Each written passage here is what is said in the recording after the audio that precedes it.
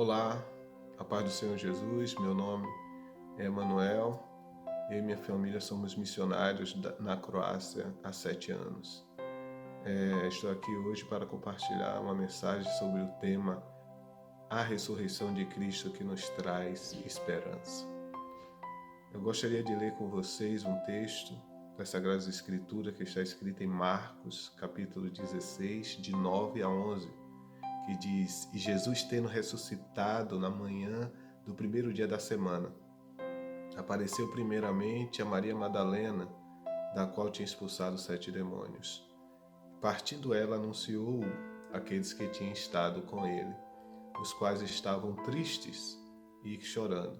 E ouvindo eles que vivia e que tinha sido visto por ela, não o creram. Hoje sabemos que a ressurreição de Cristo e a morte de Cristo nos traz esperança porque realmente ele ressuscitou dentre os mortos. Nós já sabemos o fim da história, por isso que a morte de Cristo nos traz esperança, porque através do sofrimento dele, porque através da morte dele, nós temos vida e vida eterna. Então, mas hoje eu gostaria de falar sobre a ressurreição. O que aconteceu depois que Jesus é crucificado, depois que ele é morto, depois que ele é sepultado. Mas antes eu gostaria de falar com vocês sobre quem andava com Jesus, os apóstolos que estavam próximos de Cristo. E essas pessoas, os apóstolos, eram pessoas comuns, como eu e você. Eram pessoas que eram odiadas pelo que fazia. Por exemplo, Mateus era cobrador de impostos. E outros eram amados pelo que fazia. Por exemplo, tinha uns no meio do grupo de Jesus, de discípulos, que eram revolucionários. Eles queriam destruir o Império Romano, a ocupação romana em Israel. Tinha outros que eram desprezados, como os pescadores, pessoas sem importância, tinha pessoas desajustadas. Era um grupo heterogêneo. Eram pessoas extremamente afoitas, como Pedro, que não pensava muito antes de falar. Outros eram desconfiados, como Tomé, que era difícil de crer. Outros queriam glória para si mesmo. Outros eram cheios de justiça própria, outros rejeitados. Então o que eu quero dizer? Eu quero dizer que eram pessoas comuns, como eu e como você. E essas pessoas Jesus escolheu para estar com ele. E essas pessoas, esses homens, viveram coisas extraordinárias. Viveram milagres extraordinários em abundância. Mortos foram ressuscitados, cegos voltaram a ver, surdos voltaram a ouvir, paralíticos andavam. Pedro viu Jesus andar pelas águas, pediu e foi o único homem que temos ciência que andou sobre as águas. Eles viram Jesus alimentar uma multidão com poucos pães e peixes.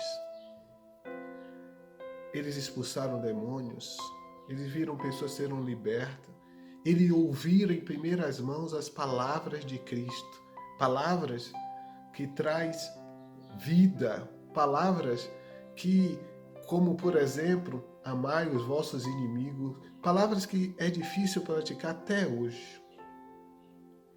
Eles ouviram isso em primeira mão e se maravilharam, eles estavam vivendo coisas maravilhosas.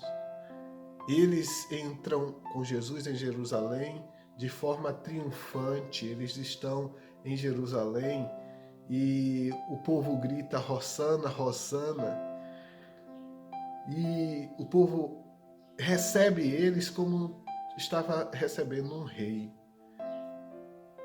Eles vão, Jesus ensina, Jesus cura, e aí vem a Santa Ceia. E Jesus, ele faz um ato que eu costumo dizer que ele matou o orgulho. Ele, depois de comer, ele pega uma toalha, pega uma bacia de água e lava os pés dos discípulos. Eu chamo isso que ele matou o orgulho deles. Quando eles sabiam que ali era Deus encarnado. eles vêm lavarem os seus pés, nunca mais eles tiveram orgulho. Como Jesus disse, eu sendo Senhor e Mestre, vos lavei os pés, façai-os o mesmo. Então eles estavam vivendo coisas extraordinárias, mas aí a coisa começa a ficar meio tenebrosa, ficar meio duvidosa. Jesus diz, o meu tempo está chegando, eu tenho que ser entregue, eu tenho que morrer. E além do mais, na mesa, depois de comer, ele diz, um de vocês vão me trair. E todo mundo começa a ficar com medo, dizendo, quem? Será que sou eu que vou trair o mestre? Será que sou eu? E depois ele vai para o jardim do Getsemane, ele vai orar, e ele está tão angustiado, que a Bíblia diz que a alma dele estava angustiada até a morte. E os discípulos estão ali, ele dá a maior prova de submissão ao Pai, e diz, Pai, se possível for, passa de mim esse cálice, mas que não seja feita a minha vontade, mas a tua. Jesus está sofrendo por antecipação as coisas que ele precisava fazer para que a humanidade pudesse ter esperança, pudesse ver uma luz. E ele estava ali para morrer, ele veio, ele nasceu para morrer pelos nossos pecados. E interessante que agora Jesus, ele é traído por Judas, há aquele caos, os discípulos todos fogem, o abandonam, ele é preso, ele é julgado injustamente pelo seu próprio povo, pelos líderes religiosos da época. Aquelas pessoas que diziam que conhecia a Bíblia, que conhecia a lei de Deus, é essa pessoa que o julga. Ele é preso, ele é julgado, ele é castigado, ele carrega a sua cruz,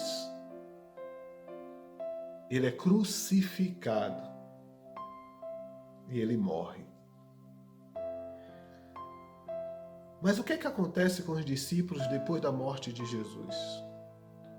Agora Jesus está morto, Jesus, o mestre deles, a rocha que eles se apoiavam, e agora os discípulos estão vivendo o caos, a total desesperança.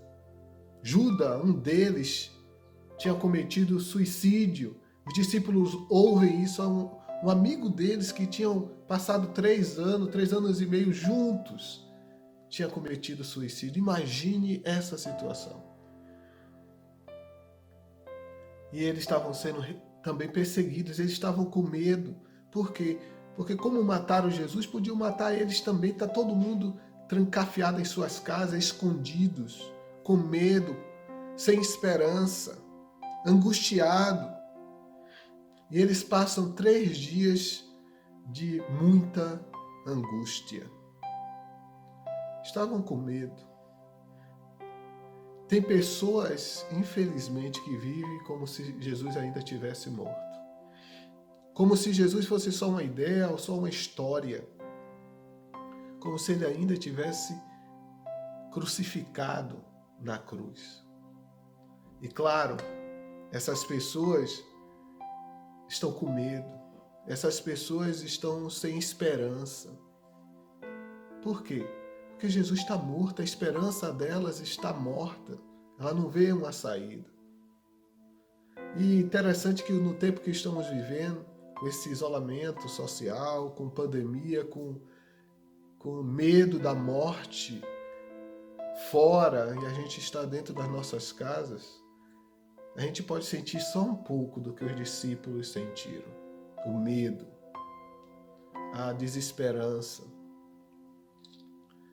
Mas eu quero compartilhar com vocês algumas coisas que Jesus disse que tem que nos dar esperança. Jesus, por exemplo, disse, no mundo tereis aflições, mas tende bom ânimo, eu venci o mundo. Ele também disse, eis que estarei convosco todos os dias, até a consumação dos séculos.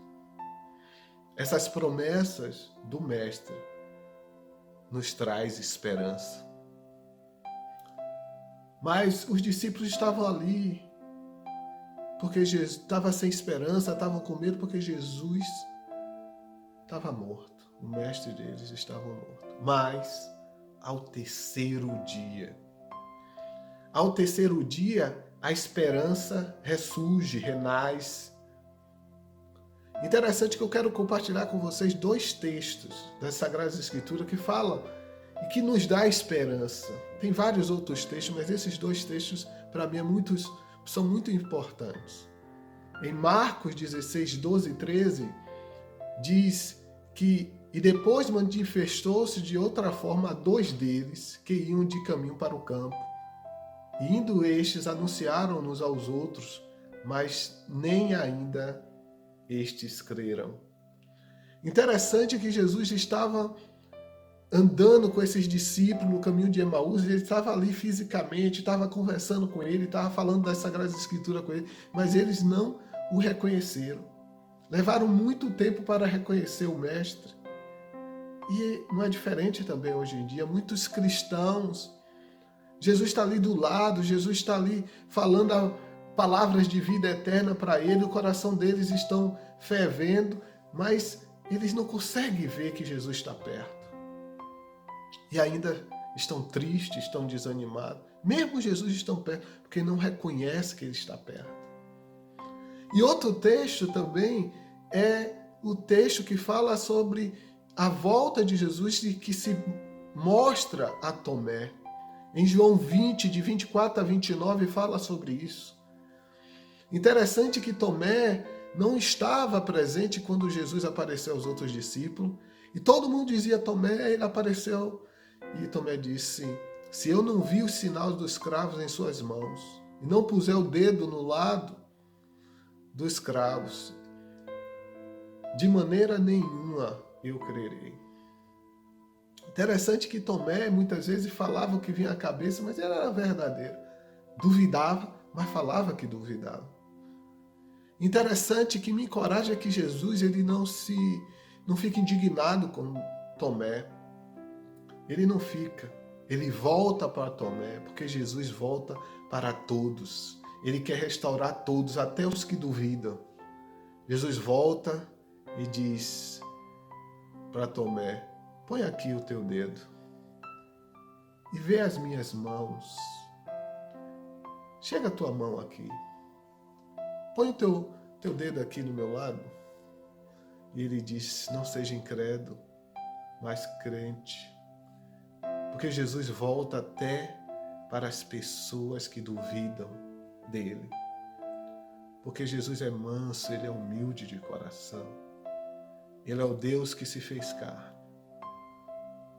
Ele restaura a esperança de Tomé, como tinha restaurado a esperança de todos os discípulos.